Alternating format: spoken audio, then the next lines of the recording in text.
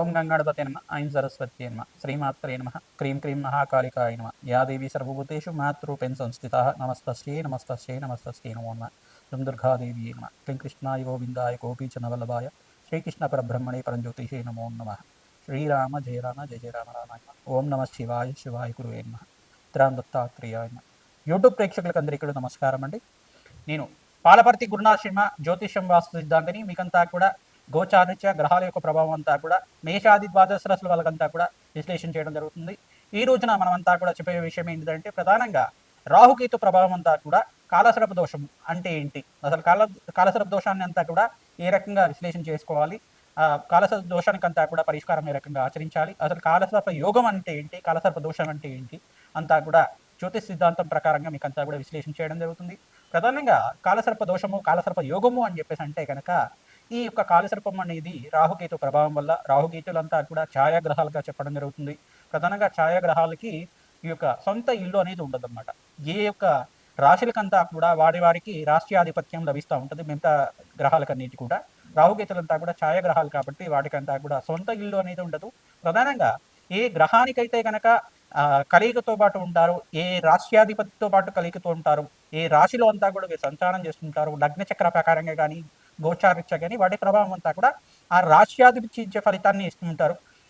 ఛాయా రాహు కేతు గ్రహాలంతా కూడా చూసుకుంటే రాహు గణాలని చెప్పేసి అంటారు. ప్రధానంగా గ్రహాలకి వీళ్ళంతా కూడా ప్రభావం ఏ రకంగా చూపిస్తుంటారు, అపసవ్య దిశలో సంచారం జరుగుతూ ఉంటుంది వీళ్ళదంతా కూడా. ప్రధానంగా రాహుకేతులంతా కూడా ఛాయాగ్రహాలుగా వీళ్ళ ప్రభావం అంతా కూడా మానవాళి జీవిత విధానంలో అంతా కూడా లగ్న చక్ర ప్రకారంగా వాళ్ళున్న స్థానాన్ని బట్టి అంత ఫలితాలు ఇవ్వడం జరుగుతుంది. ప్రధానంగా వంశాభివృద్ధికి కారణం అంటారు. ప్రధానంగా సర్పదోషం కానీ సర్పశాపం కానీ ఏమైనా జాతకరీత్యా వర్తించి ఉంటే కనుక రాహుకేతు ఒక స్తంభంలో మిగతా గ్రహాలన్నీ కూడా ఉంటాయి కనుక, రాహుకేతు మధ్యలోనే అన్ని గ్రహాలు మిగతా నవగ్రహాలన్నీ కూడా ఉంటాయి కనుక వీటికి అంతా కూడా కాలసర్పదోషము, కులింగ కాల సర్పదోషం అని చెప్పేసి, వాసుకి కాల సర్పదోషం, తక్షక కాల సర్పదోషం, కర్కోటక కాల సర్పదోషం అని చెప్పేసి ప్రధానంగా ఈ యొక్క ప్రధానమైన దోషాలంతా కూడా చెప్పడం జరుగుతుంది. నవరాగ ఆధారితం చేయడం వల్ల కాలసర్పదోష నివారణ అవ్వడానికి ఆస్కారం ఉంటుంది. విశేషమైన క్షేత్రం ఏంటంటే కుక్కి పుణ్యక్షేత్రం, కుక్షి అనేది పుణ్యక్షేత్రం అంటారు. ప్రధానంగా మన కర్ణాటక దగ్గర అంతా కూడా ఉంటుంది. ఈ యొక్క సుబ్రహ్మణ్య స్వామి అంతా కూడా వాసుకి రూపంలో అంతా కూడా అక్కడ పుణ్యక్షేత్రంగా చెప్పడం జరుగుతుంది. ఆ పుణ్యక్షేత్రంలో అంతా కూడా చాలా విశేషమైన పుణ్య ఫలితాలు రావడానికి ఆస్కారం ఉంటుంది. ప్రతినిత్యం కూడా మీరు సుబ్రహ్మణ్య స్వామి ఆరాధన చేయడం, ఇట్లా నాగులున్న ప్రాంతం దగ్గర అంటే జోడు నాగులంతా కూడా ఉంటాయి. ప్రధానంగా చూసుకుంటే రావి చెట్టు ఉన్న ప్రాంతం దగ్గర ఈ నాగేంద్ర స్వామి విగ్రహాలంతా కూడా సర్పరూపంలో ప్రతిష్ఠ చేస్తుంటారు. సంతాన యోగం కోసం కావచ్చు, మరియు శీఘ్ర కళ్యాణ యోగం కోసమైనా కావచ్చు, శ్రీకాళహస్తి దగ్గర అయినా కావచ్చు, పుణ్యక్షేత్రంలో అంతా కూడా జోడు నాగులంతా కూడా సర్పరూపంలో మానసదేవి స్వరూపంలో అంతా కూడా ప్రతిష్ఠ చేయడం జరుగుతుంటుంది. తద్వారా మీరంతా కూడా ఈ యొక్క శీఘ్ర సత్సంతాన యోగం ఫలితం రావడం కానీ, శీఘ్ర కళ్యాణ యోగం సిద్ధం రావడానికైనా కానీ కాలసర్ప యోగం అనేది ప్రధానమైన పాత్ర అనేది పోషిస్తూ ఉంటుంది. ప్రధానంగా 1, 2, 5, 7, 8 ఈ స్థానంలో కనుక రాహుకేతు సంచారం అంతా ఇప్పుడు జరిగితే ఈ యొక్క కాలసర్ప దోషం ఉంది అని చెప్పేసి నేను నిర్ధారణ చేసుకోవాల్సి ఉంటుంది. నవమ స్థానంలో రాహు కానీ కేతు కానీ సంచారం చేస్తే పితృదోషం పితృశాపం అనేది చెప్పడం జరుగుతుంది. ప్రధానంగా కాలసర్ప దోషం అనేది ఈ స్థానంలో ఉంటే ఇంకా 1వ స్థానం ఉంటే కారకో భావనాశయ, ఇప్పుడు శరీర కారకత్వాలంతా కూడా రోగ కారకత్వాన్ని చెప్తూ ఉంటుంది. ఎప్పుడైనా కానీ లగ్నంలో రాహు సంచారం జరుగుతుంటే కనుక శరీరాన్ని అనారోగ్య భావాలంతా కూడా ప్రధానంగా చెప్పడం జరుగుతుంది. అనారోగ్య ప్రభావం అనేది ఉంటుంది. ప్రధానంగా గృహ రోగాలు అనేది రావడం కానీ, ప్రధానంగా ఈ యొక్క ఉబ్బరం కానీ, ప్రధానంగా లంగ్స్ ఇన్ఫెక్షన్ రావడం కానీ, ఆస్తమా లాంటిది ఉండడం కానీ, బ్రీతింగ్ ప్రాబ్లమ్స్ ఉండడం కానీ, ప్రధానంగా చూసుకుంటే వీళ్ళకంతా కూడా ఈ యొక్క ఆర్టిజంతో బాధపడడం కానీ జరుగుతూ ఉంటుంది. ఈ యొక్క స్థానాల్లో ఉంటే కనుక రాహుకేతు సంచారం జరుగుతుంటే, చంద్రుడు రాహు కలిగితూ ఉంటే కొంచెం హార్ట్ ప్రాబ్లమ్స్ అనేది ఉండడం కానీ జరుగుతూ ఉంటుంది. ఇట్లాంటి ప్రాబ్లమ్స్ అనేది జరుగుతూ ఉంటాయి. ప్రధానంగా రాహుకేతులంతా కూడా గోచారిత్య వీళ్ళ ప్రభావం చాలా ఎక్కువగా ఉంటుంది. ఎక్కువ సంవత్సరాలంతా కూడా వీళ్ళ దశ అంతా కూడా నడుస్తుంది కాబట్టి తద్వారా మానవాళికి మేషాది ద్వాదశ వాళ్ళకంతా కూడా ప్రభావం ఎక్కువగా ఉంటుందన్నమాట. విదేశీయాన యోగం సిద్ధించాలన్నా, ప్రధానంగా స్థిర ఐశ్వర్యం రావాలన్నా, ఆకస్మికంగా ధనయోగం ధన ప్రాప్తి రావాలన్నా రాహుకేతు ప్రభావం అంతా కూడా ముఖ్య పాత్ర పోషిస్తూ ఉంటుందన్నమాట. ప్రధానంగా అమ్మవారి ఆరాధన, దుర్గాదేవి ఆరాధన చేసుకోవడం, మానసాదేవి ఆరాధన చేసుకోవడం, మానసాదేవి చరిత్రనంతా కూడా ప్రతినిత్యం కూడా మీరు ప్రవచనంలాగా వింటుండడం వల్ల శ్రేష్టమైన ఫలితాలు పొందడానికి ఆస్కారం ఉంటుంది.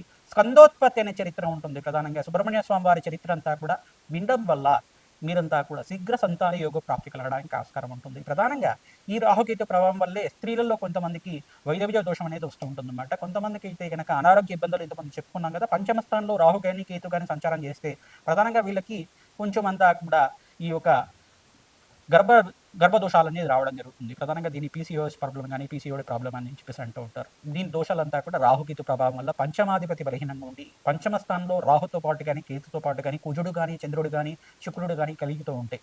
పంచమ స్థానం సంతాన స్థానం అని చెప్పేసి అంటారు. ద్వితీయ స్థానం కుటుంబ స్థానం అంటారు. ఈ స్థానంలో కనుక ఉంటే గనక కొంచెం గర్భదోషం అనేది రావడానికి ఆస్కారం ఉంటుంది. తద్దోష నివారణార్థం నాగేంద్ర స్వామి ప్రతిష్ఠ చేసుకోవడం, మానసదేవి ఆరాధన చేసుకోవడం, ప్రధానంగా దానిమ్మ పళ్ళని మంగళవారం రోజున బ్రాహ్మణత్వంకి దానం చేయడం, ప్రధానంగా మినువులు దానం చేసుకోవడం, వెండి సర్పాన్నంతా కూడా 27 రోజుల దాకా సుబ్రహ్మణ్య స్వామి మూలమంత్రాలతోటి అంతా కూడా పంచామృతాలతో ఇంట్లో అభిషేకం చేసి వెండి సర్పాలతో ఉన్న ఈ యొక్క 3 పడగలతో ఉన్న సర్పాన్నంతా కూడా చేయించుకొని ఆ వెండి సర్పాన్నంతా కూడా బ్రాహ్మణత్వం దానం చేయడం, మినువులు దానం చేసుకోవడం, కందిపప్పు దానం చేయడం వల్ల శీఘ్ర సంతాన యోగం ప్రాప్తి కలుగుతుంది. సంతాన యోగం ప్రాప్తి కలగడానికి ఆస్కారం ఉంటుంది. సుబ్రహ్మణ్య స్వామి మూలమంత్ర జపాలంతా కూడా ఆచరించాలి. తద్వారా శీఘ్ర సంతాన యోగం ప్రాప్తి కలగడానికి ఆస్కారం ఉంటుంది. వివాహాది శుభకార్యాలు జరగాలన్నా కానీ ప్రధానంగా సప్తమ స్థానంలో రాహుకేతు సంచారం జరుగుతాయి.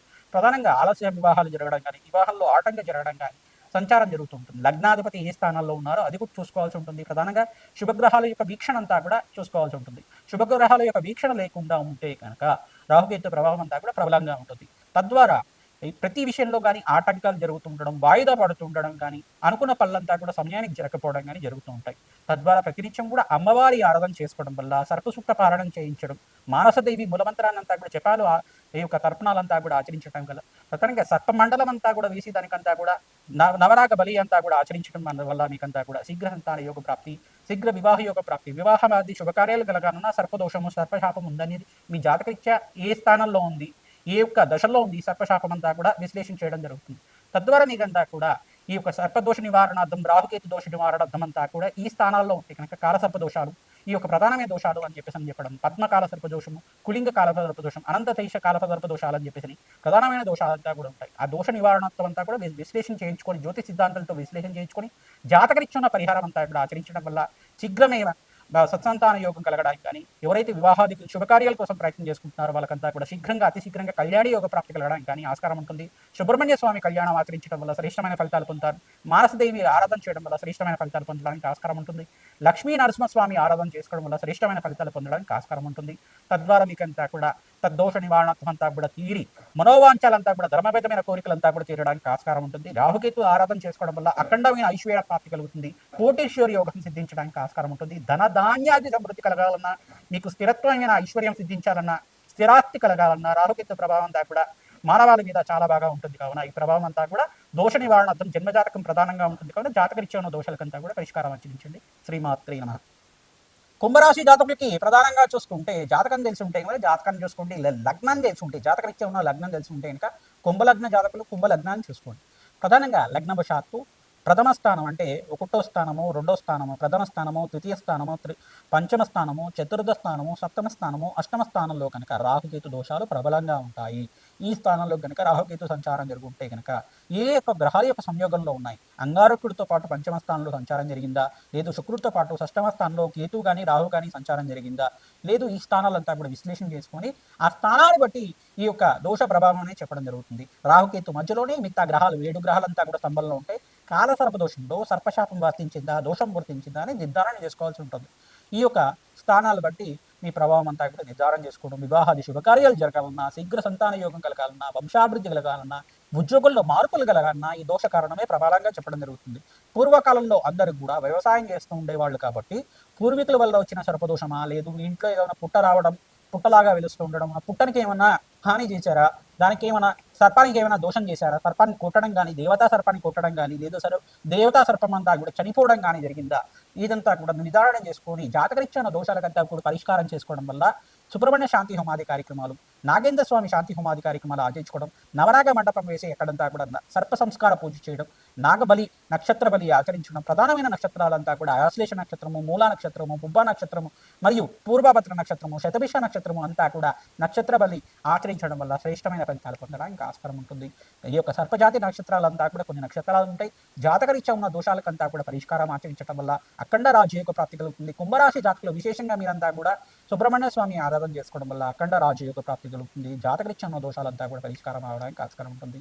దత్తాత్రేయ ఆరాధన చేసుకోవడం వల్ల వివాహాది శుభకార్యాలు జరుగుతాయి. ప్రధానంగా జాతకరీత్యా ఉన్న దోషాలకంతా కూడా పరిష్కారం చేసుకోవడం వల్ల రాజయోగ ప్రాప్తి కలుగుతుంది. రాహుకేతులు దీపాలంతా కూడా పెట్టడం, దేవీ భాగవతాన్ని పారాయణం చేసుకోవడం, దేవీ కట్కమాల స్తోత్రాన్ని పఠనం చేసుకోవడం వల్ల రాజయోగ ప్రాప్తి కలుగుతుంది. సుబ్రహ్మణ్య స్వామి కళ్యాణం, శివపార్వతుల కళ్యాణం, లక్ష్మీ నరసింహస్వామి కళ్యాణం ఆచరించడం వల్ల కార్యసిద్ధి కార్యజయం కలగడానికి ఆస్కారం ఉంటుంది. ప్రధానంగా మీరంతా కూడా కుక్కీపు నక్షత్రంలో అంతా కూడా దర్శనం చేసుకోవడం వల్ల అఖండ పుణ్యయోగ ప్రాప్తి కలుగుతుంది. మీరంతా కూడా కుక్కీపు నక్షత్రంలో అంతా కూడా సర్ప సంస్కార పూజ ఆచరిస్తుంటారు, వాస్కి పూజ అంతా కూడా ఆచరిస్తూ ఉంటారు. తద్వారా ఈ పూజ చేసుకున్న వాళ్ళకి శ్రేష్టమైన ఫలితాలు పొందుతారు. మీ ఇంటి దగ్గరలో ఉండే రావి చెట్టు దగ్గర, దేవాలయంలో రావి చెట్టు దగ్గర నాగేంద్ర స్వామి ప్రతిష్ఠ చేయడం, నక్షత్ర బలి, నాగబలి, నవనాగ బలి అంతా కూడా ఆచరించడం వల్ల మీకంతా కూడా శ్రేష్టమైన ఫలితాలు పొందడానికి ఆస్కారం ఉంటుంది. శ్రీమాత్రే నమః. రామ్ దత్తాత్రేయ నమః. శరవణ భవాయ నమః.